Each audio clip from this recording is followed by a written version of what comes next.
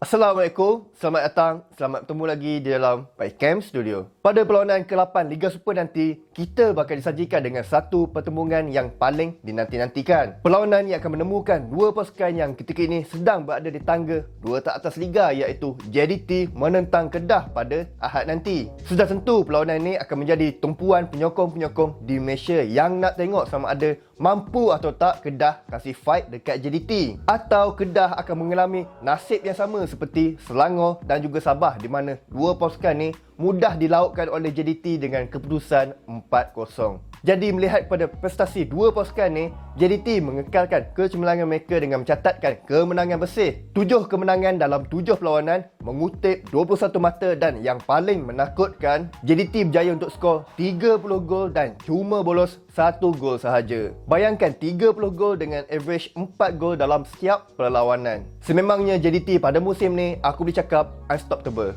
Setakat ni sudah 7 pasukan gagal untuk memberikan saingan sengit kepada JDT. Termasuklah juga dua pasukan yang dicanang-canang sebagai pencabar utama JDT pada musim ni, iaitu Sabah dan juga Selangor. Memandangkan dua pasukan ni sudah pun terciduk, jadi kini dah tiba turn Kedah. Apa pula nasib Kedah apabila bertemu dengan JDT nanti? Itu semua terpulang kepada macam mana Coach Nafuzi nak atur taktikal bila lawan JDT nanti. Lagi-lagi lawan JDT dekat SSI. Memang satu tugas yang sukarlah untuk Kedah nanti. Baiklah, kita tengok kepada rekod pertembungan Kedah dan JDT. Sejak musim 2021, mereka telah bertemu sebanyak 6 kali, yang mana JDT berjaya untuk mencatatkan 5 kemenangan. Dan kemenangan paling besar dicatatkan adalah pada musim lepas dengan keputusan 4-1. Jadi sejak musim 2021, Kedah masih lagi gagal untuk mengalahkan JDT. Tapi itu zaman Coach Aidil. Mana tahu anda Coach Nafuzi, Kedah mampu untuk mencatatkan satu keputusan yang positif, memandangkan Coach Nafuzi ada pengalaman mengalahkan JDT di SSI sewaktu beliau menjadi Coach TFC dulu.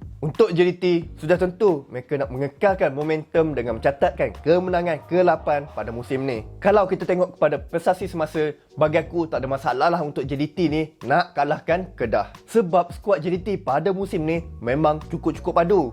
Aku boleh cakap memang skuad ni cukup komplit. Player first 11 pun dah padu, player dekat bench pun sama-sama padu. Tak ada masalah untuk coach dekat situ kalau dia nak rotate player. Sebab kualiti pemain-pemain simpanan boleh seimbang dengan kualiti pemain utama. Malah kalau kita tengok pada bahagian attacking force JDT, memang sangat-sangat menakutkan. Bagi mereka, skor gol tu adalah sesuatu yang sangat mudah. Malah positif kat sini, JDT tak bergantung kepada certain pemain untuk mendapatkan gol. Sebab mana-mana pemain mampu untuk skor gol. Kita tengok pada statistik. Forestieri 6 gol, Arif Aiman, Diogo, Yuan Muniz 4 gol, Dos Santos 3 gol. Even Kobe Ong pun berjaya untuk skor 2 gol pada musim ni, walaupun dia tu adalah pemain pertahanan. Selain tu, kita kena tengok kepada bahagian defensif JDT, yang mana mereka cuma bolos 1 gol sahaja. Itu pun bolos disebabkan oleh gol penalti. Jadi setakat ni JDT masih lagi belum bolos dalam open play. Dekat sini menampakkan yang bahagian pertahanan JDT sangat berdisiplin dan suka untuk dibolosi. Shihan musim ni banyak makan angin di atas padang. Entah dia main tu baju kotor ke tak. Untuk Kedah, sememangnya mereka kena dapatkan satu solusi macam mana nak pecah masuk kekebalan benteng pertahanan JDT. Prestasi Kedah musim ni, aku boleh cakap masih lagi di tahap yang belum memuaskan. Di mana ada certain perlawanan menampakkan yang Kedah ni agak bergelut untuk mencatatkan kemenangan. Game sebelum ni lawan Penang, Kedah terpaksa bekerja keras untuk mencatatkan kemenangan. Dan akhirnya mereka berjaya menang dengan keputusan 1-0. Nasib baiklah Kedah berjaya untuk menang. At least dapatlah satu tonik yang positif sebelum game lawan JDT nanti. Ini kalau kalah lawan Penang ni, aku pun tak tahulah nak cakap apa, Mat. Kalau lawan Penang pun boleh kalah, macam mana nak lawan JDT nanti? Dekat sini, apa yang aku nampak, apa yang merisaukan fan-fan Kedah adalah melihat pada prestasi semasa striker import mereka, iaitu William De Souza. Setakat ni, beliau cuma skor 3 gol sahaja dalam 7 perlawanan, termasuklah gol kemenangan ketika menentang Penang. Melihat kepada komen-komen di media sosial, kebanyakan fan-fan Kedah agak kecewa melihat kepada prestasi William ni. Bagi mereka, William ni tak mencapai standard yang diperlukan sebagai striker import. Malah satu lagi striker import, iaitu Jonathan Balotelli pula cuma skor 2 gol sahaja. Tapi aku fahamlah Balotelli ni banyak masuk sebagai pemain sub. Jadi peluang dia untuk skor gol tak banyak. Tak macam William yang bermain selaku pemain utama tapi masih lagi bergelut untuk mendapatkan gol. Malah ada yang kata Ngah Wanja jauh lagi better kalau nak compare dengan William ni. Pada pandangan aku, William ni sebenarnya bukan tak bagus. Okey je bagi aku. Cuma dia tak dapat banyak support daripada teammate. Kalau dia tak dapat banyak peluang, banyak support, macam mana dia nak score gol?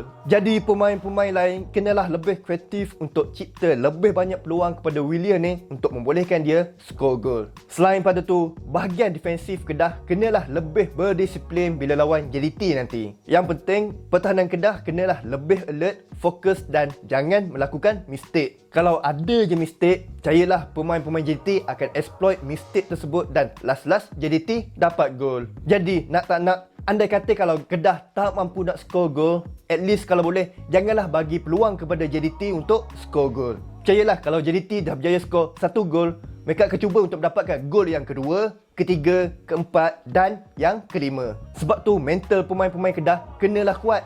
Janganlah kena 1 gol pun dah mental. Lepas tu mulalah start buat banyak mistake. Kalau boleh apa yang aku nak tengok dalam game ni, aku nak tengok Kedah mampu kasih fight dekat JDT ni. Jangan biarkan game ni menjadi satu lagi easy game buat JDT. So apa amalan you guys untuk game JDT menentang Kedah nanti? Macam biasa boleh komen dekat bawah. Jadi itu je lah apa yang aku nak share pada kali ini. Jangan lupa like, share dan subscribe video dan channel aku ni. Kalau ada apa-apa macam biasa guys, boleh komen dekat bawah. Nama aku Halimas, aku ciao dulu. Peace.